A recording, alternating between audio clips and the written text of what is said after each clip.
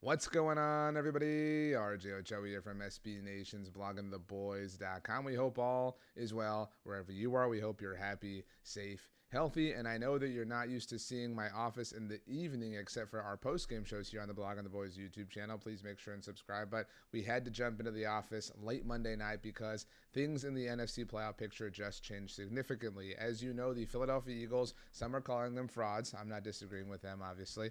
The Philadelphia Eagles lost on Monday Night Football to the Seattle Seahawks. Shout out to Dallas native Jackson Smith-Njigba. Shout out to Drew Lock.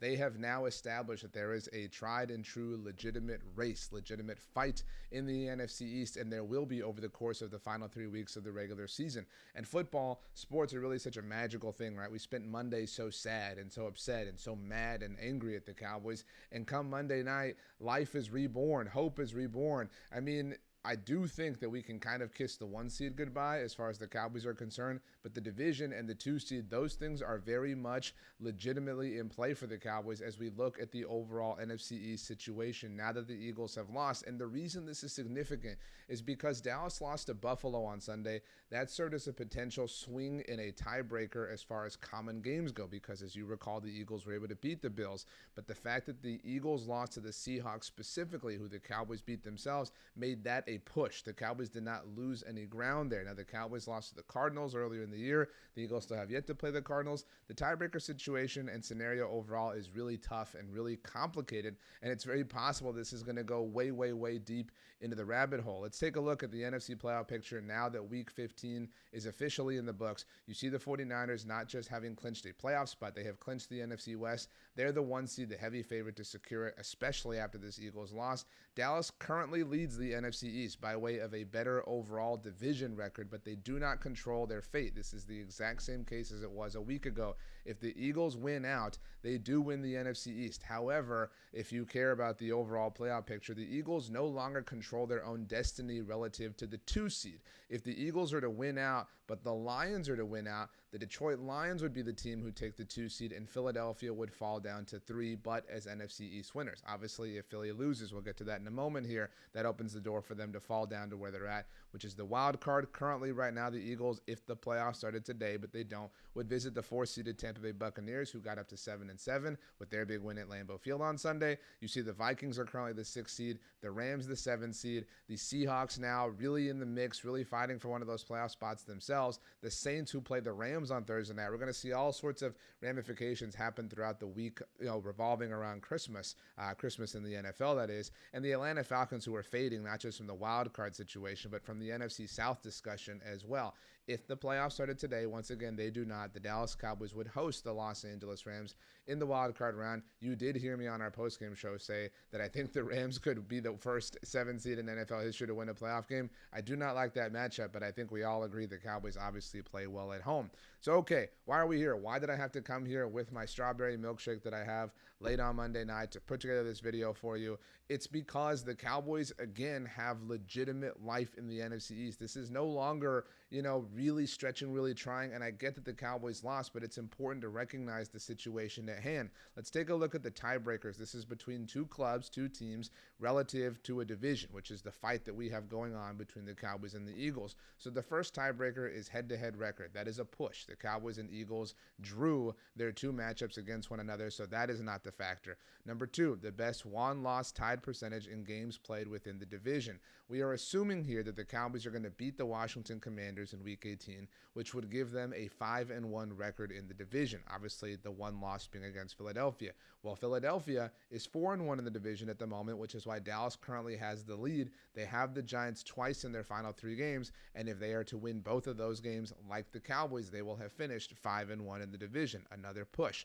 Best won-lost tied percentage in common games. Again, that's what was significant about Monday night, was Dallas did not lose pace with Philadelphia. Had the Eagles beaten the Seahawks, they would have obviously over the course of Week 15 as a whole picked up a common game on the Cowboys because, as we talked about a moment ago, Philly beat the Bills, Dallas lost to the Bills, but now that becomes a push. Best won-loss tied percentage in games played within the conference. Again, another reason why Monday night was significant is because while Dallas lost to the Bills, they're an AFC NFC team. The Eagles lost to an NFC team in the Seattle Seahawks. You look at each of these teams in Dallas and Philadelphia, they each have 4 losses so far this season. They have each lost to an AFC team. The Cowboys lost to the Buffalo Bills. The Philadelphia Eagles lost to the New York Jets. They've lost to each other. They've each lost to the San Francisco 49ers. And the Cowboys have lost to the Arizona Cardinals, where the Eagles have now lost to the Seattle Seahawks. So they both have 3 losses within the conference as a result of Monday night, which takes us all the way down now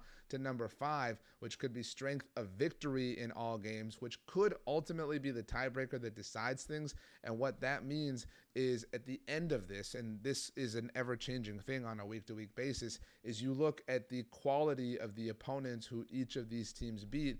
And at this moment in time, the Eagles have that tiebreaker over the Cowboys. It's possible that some of the teams who the Cowboys beat wind up looking better and therefore being stronger victories in hindsight. Teams like the Panthers or whatever the case may be. You get my point. Pick any team the Cowboys beat that isn't in the playoff mix right now. You want to see them win to boost the strength of victory for the Cowboys.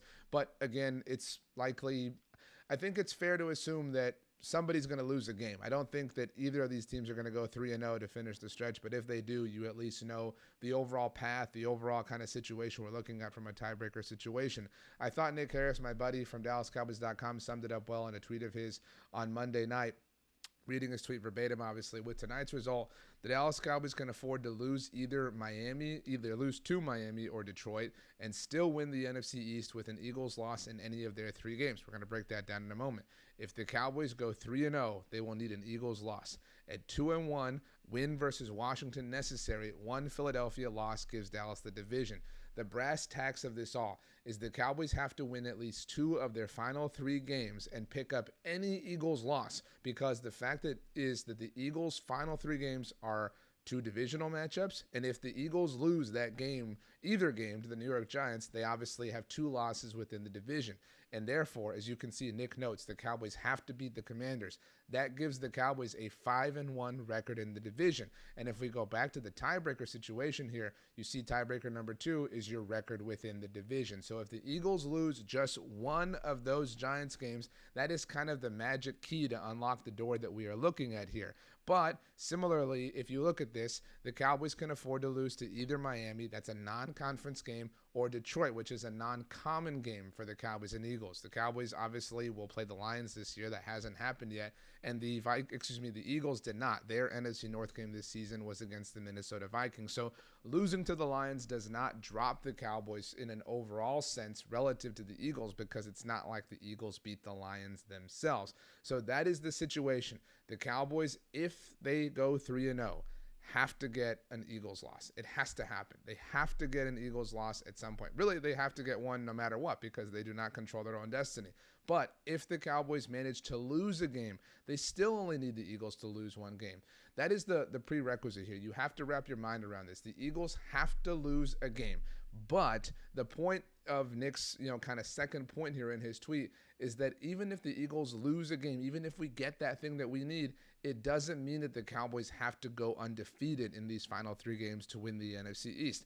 All that has to happen in that situation is that Dallas has to win 2 games of their final 3, with one of them being that Week 18 game on the road against the Commanders. So it's possible that if we just play things out, that the Eagles lose on Christmas Day to the Giants. That would give us the one that we need, right? And the Cowboys beat the Dolphins, right, a day before on Christmas Eve. Dallas could then lose to Detroit on Saturday, a week from this Saturday, when Jimmy Johnson's going into the Ring of Honor, and then just beat the Commanders and win the NFC East. Think about that. Or similarly, the Cowboys could lose on Sunday to the Dolphins, and Philly could lose to the Giants, and then all Dallas has to do is beat the Lions and the Commanders. Then control is in their hands. So once again, the Eagles have to lose at least 1 game at this point in time. But if they do, the Cowboys do not have to win out. That is not a prerequisite here. The Cowboys do not have to go undefeated if there's, it is not an if thing. They have to get one of these Eagles losses. It's all very confusing, and it's easy to stumble over your words if that isn't obvious here. But as long as the Cowboys get one of those Eagles losses and win 2 of their final 3 games, as long as one of those 2 games is against the Washington Commanders, the division belongs to Dallas. But it is worth mentioning, and I mentioned this a moment ago, that Detroit now controls their destiny towards the number 2 seed. if we play out one of the hypotheticals I mentioned, because I know there were several there, say Dallas beats Miami, say Philadelphia drops the first Giants game, and then say Dallas does lose to Detroit, obviously as they wrap up the calendar year of 2023, that would still leave Dallas with a win and clinch the division situation in Week 18 against Washington. But presuming Detroit were to keep on winning themselves, that would keep Detroit in pole position for the 2 seed in the NFC.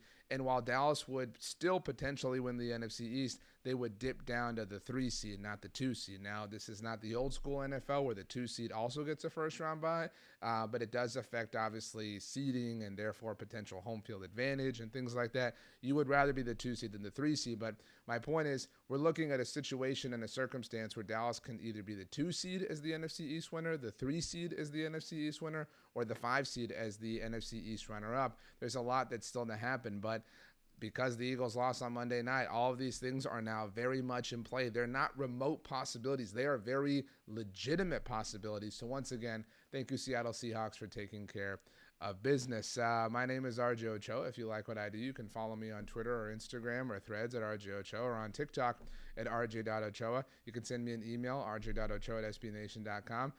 Please like the video. Please subscribe. If you want to leave a comment, I'll do my best to get to those. We will continue to break this situation and these playoff scenarios and overall tiebreaker procedures down for you as the week unfolds. We have a lot of action coming here on the YouTube channel. My great buddy, I'm not going to tell you who, is going to show up to give us the skinny on the Miami Dolphins. We obviously have the roundtable coming up on Tuesday, and hope, like I said, has been reborn amongst Dallas Cowboys fans, and that is a very fun thing, obviously. So shout out to the Seattle Seahawks. You win the day.